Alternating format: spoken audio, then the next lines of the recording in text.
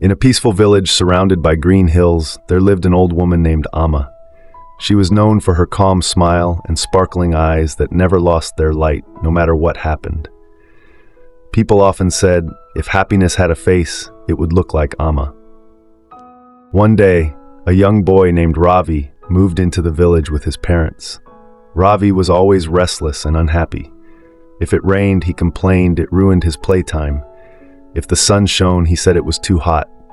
His parents worried about him, so one morning they sent him to visit Amma, hoping she could teach him something valuable. When Ravi reached her small cottage, he found Amma sitting under a mango tree, feeding birds with crumbs of bread. "Why are you always smiling, Amma?" he asked curiously. "Don't you ever have bad days?" Amma chuckled softly. "Of course I do, child, but I choose to see the good even in the bad." Ravi frowned. "That's impossible. How can anyone be happy when things go wrong?" Amma smiled and said, "Come back tomorrow morning. I'll show you how." The boy agreed, thinking maybe the old woman had some secret magic. The next morning, Ravi arrived to find Amma's roof leaking from the rain.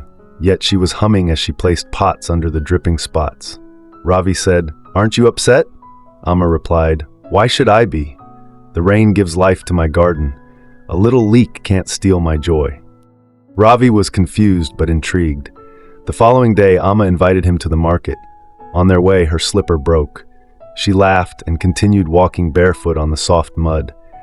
"Doesn't that hurt?" Ravi asked. "A little," Amma said, "but it feels nice to touch the earth that feeds me." Her words made Ravi silent for the rest of the way. As days passed, Ravi kept visiting Amma. One afternoon, he found her crying quietly while holding an old photograph. "Amma, you're crying," he said softly. "I thought you never got sad." Amma smiled through her tears and said, "I do get sad, my dear, but I don't stay there. Sadness reminds me how precious happiness is."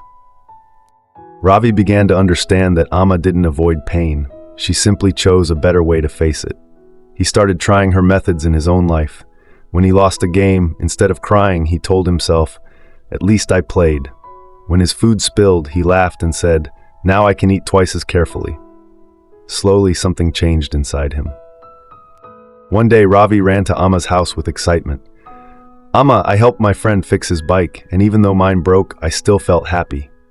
Amma clapped her hands and said, "That's the spirit, child. You've learned to find joy in giving, not just receiving."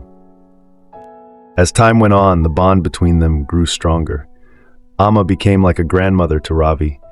They spent evenings watching sunsets, talking about life, and laughing at the smallest things, like a squirrel stealing mangoes or a goat chasing its own tail.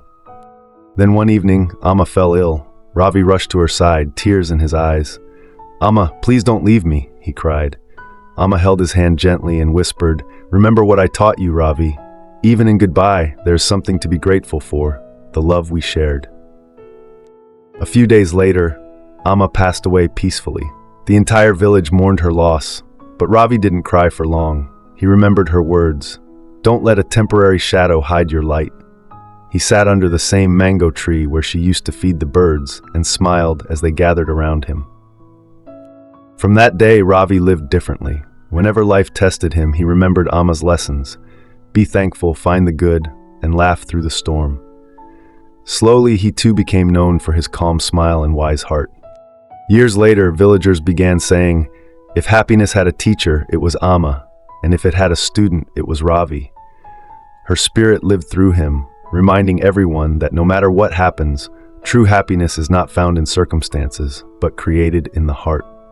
True happiness doesn't depend on what happens around us. It depends on how we choose to see and respond to it. When we focus on gratitude, kindness, and the good in every situation, even life's hardest moments can become reasons to smile.